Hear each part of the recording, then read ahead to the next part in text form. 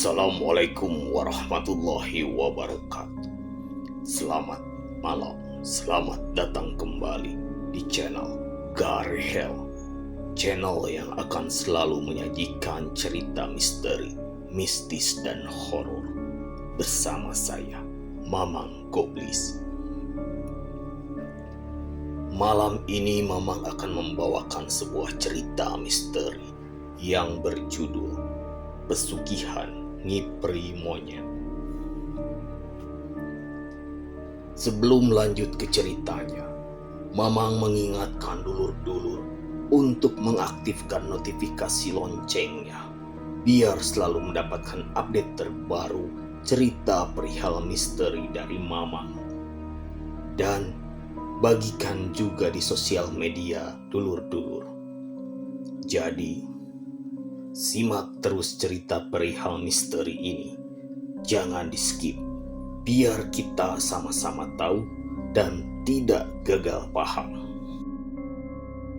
Pesugihan ditempuh oleh orang yang sudah kehilangan akal sehatnya dalam mencari rezeki.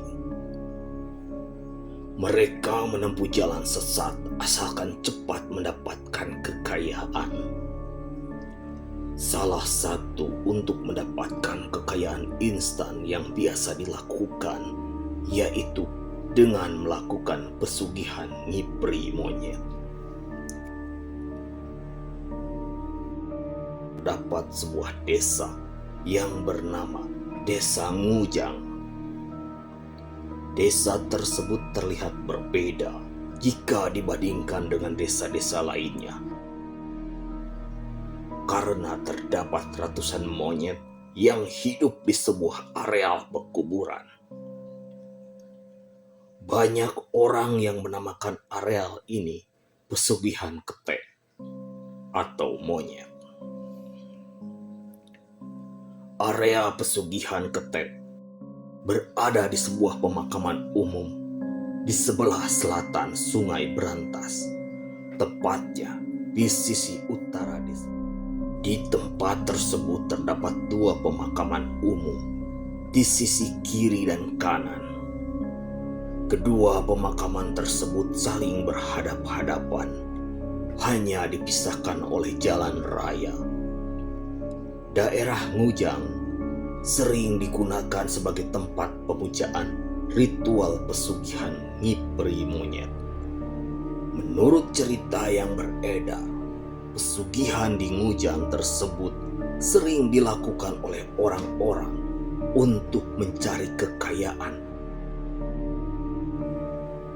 Namun, untuk mendapatkan hal tersebut, si pelaku pesugihan terlebih dahulu harus mengikuti perjanjian-perjanjian khusus yang harus dipenuhi sebagai mas kawin.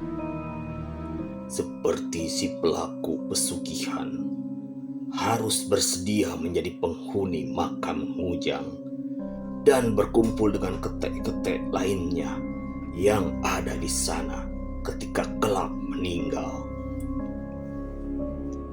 Selain itu, si pelaku pesugihan pun wajib memberikan tumbal kepada makhluk gaib penghuni makam Ngujang.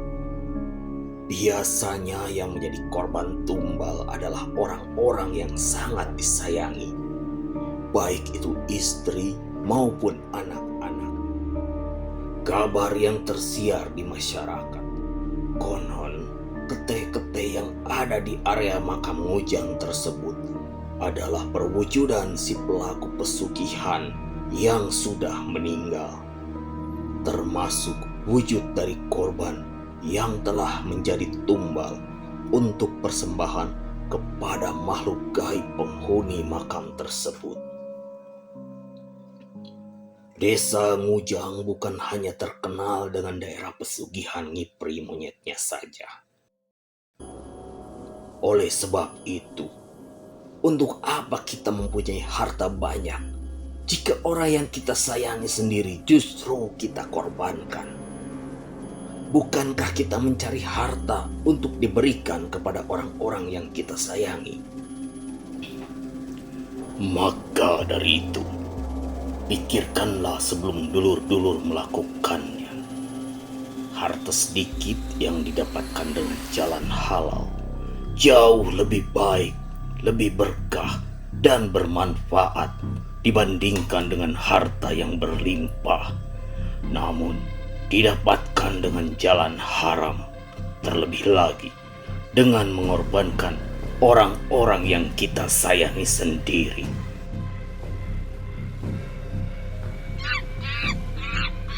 Suara tersebut terdengar saat si Mbah, salah satu dukun ternama, memberikan 2 kera dalam kandang jeruji berwarna emas kepada aku.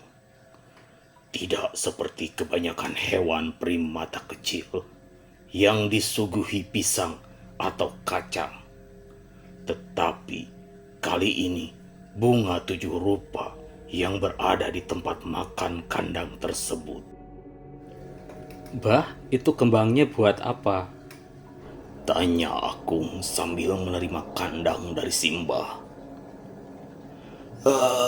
Kamu kasih makan kera ini dengan bunga itu. Jangan sampai lupa, ujarnya. Akung terdiam sambil merenung. Kera mana yang sukanya makan bunga? Tapi biarlah, yang penting kekayaan akan datang sedikit lagi, pikirnya. Hari itu, tepat di Selasa Wage, ia melakukan perjanjian kepada makhluk gaib berupa pesugihan untuk mendapatkan kekayaan secara instan. Setelah pulang dari dukun, ia lantas menyediakan kamar khusus untuk meletakkan kera sesuai persyaratan yang diberikan Simba. Akung duduk di lantai memandangi 2 kera yang ia bawa dengan seksama. Punya hidung kecil, kulit berbulu, mata coklat seperti kera pada umumnya. Ia masih belum menemukan perbedaan kera pesugihan ini dengan kera lain. Lantas istrinya masuk ke dalam kamar. Pak, sudah aku buat iklan lowongan pekerjaan, tapi tidak ada yang mau untuk menjaga kera. Tanya Bu Akung. Ada pasti, tenang saja Bu. Banyak yang butuh pekerjaan saat ini, terlebih lagi dengan gaji yang besar. Jelas Akung.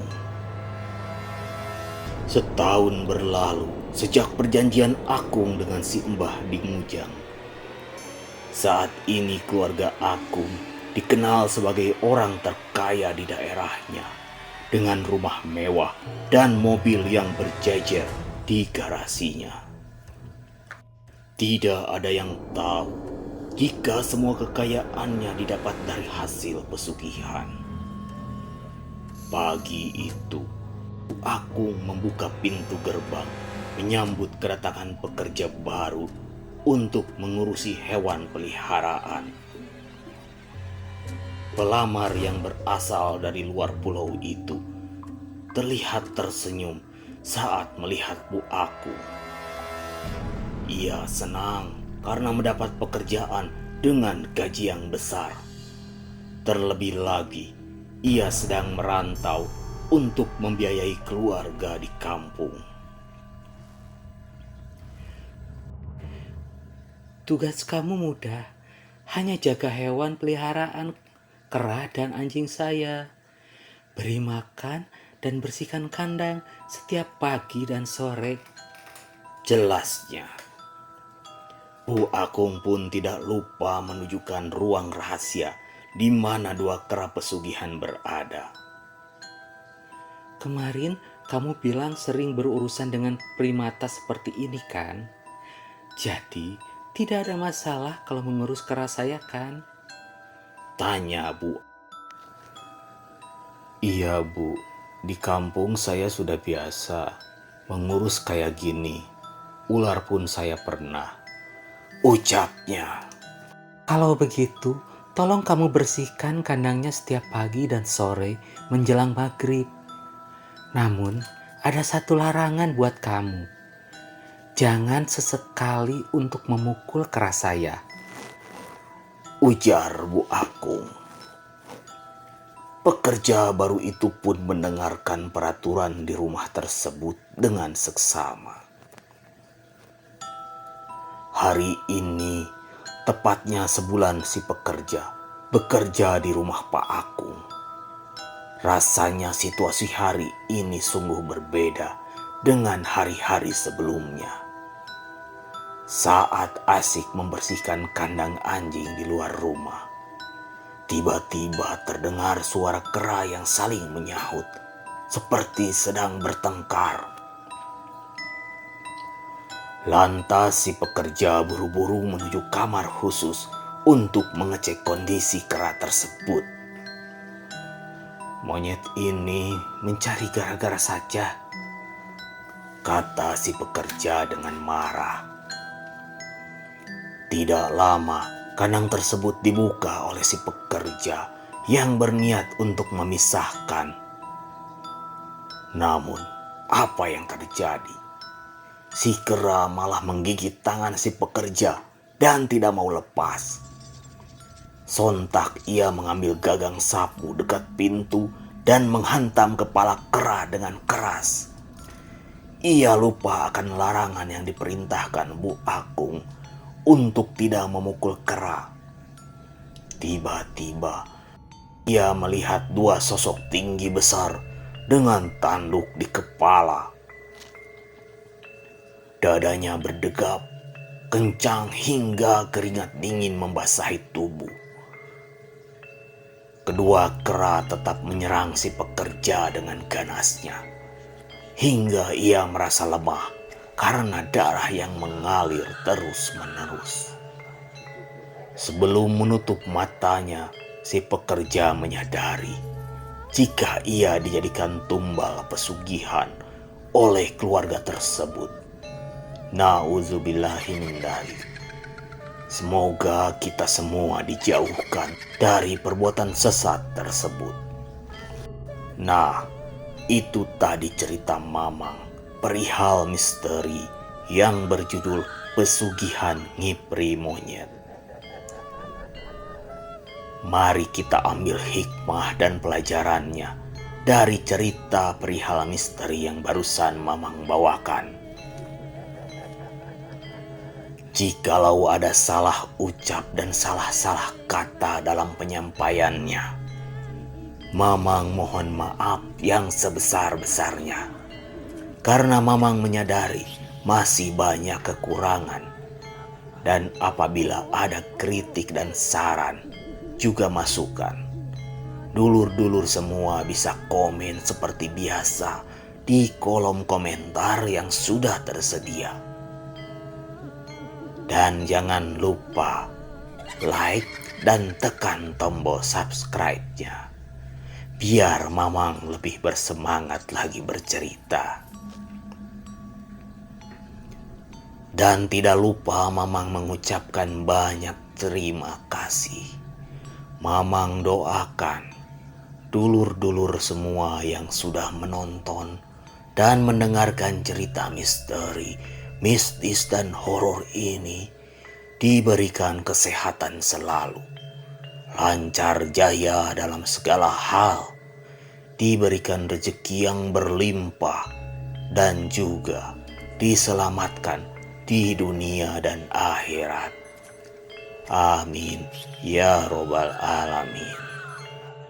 Akhirul kata, saya Mamang Goblis beserta kru pamit undur diri. Assalamualaikum warahmatullahi wabarakatuh.